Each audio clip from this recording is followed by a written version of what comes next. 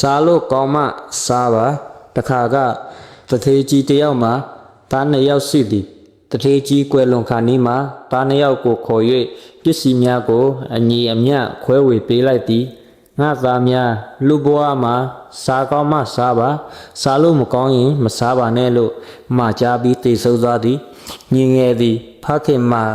ခဲ့သည့်အတိုင်းအကောင်းဆုံးအစာများကိုနေ့တိုင်းစားပွေစားတော့ရာနောက်ဆုံး၌မွေးသားလေတော့သည်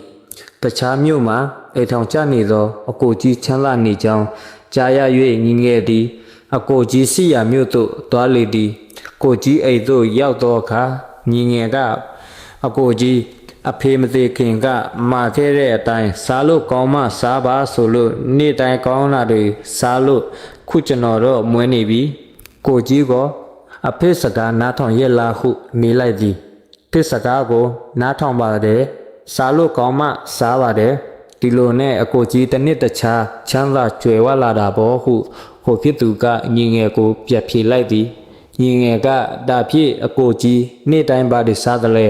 ကျွန်တော်သိချင်တယ်ဟုမေးပြန်သည်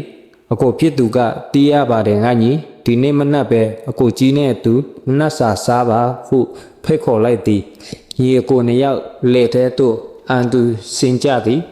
အကိုကြီးကညီငယ်ကိုဒီမနက်အကိုကြီးကိုဝိုင်းကူပြီးအလုပ်လုပ်ပေးပါပြီးမှစားလို့ကောင်းတဲ့အစာကိုအတူစားကြတာပေါ့ဟုပြောလိုက်သည်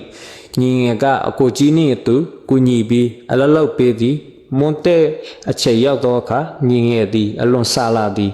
ညီငယ်ကကိုကြီးလုပ်ငန်းမသိသေးဘူးလားခဏရက်ပါအောင်ကျွန်တော်ဖြစ်စားလာပြီဟုပြောသည်ငါညီစားရင်လက်အလုပ်သိတော့မယ်ဆိုပြီးညီကိုနှစ်ယောက်အိမ်ပြန်လာကြသည်အိမ်သို့ရောက်သောအခါငပိဖုတ်သူဆရာနှင့်ထမင်းကိုမြေရီဆက်ရီစားကြသည်ထမင်းစားပြီးလင်ငါညီစားလို့ကောင်းရဲ့လား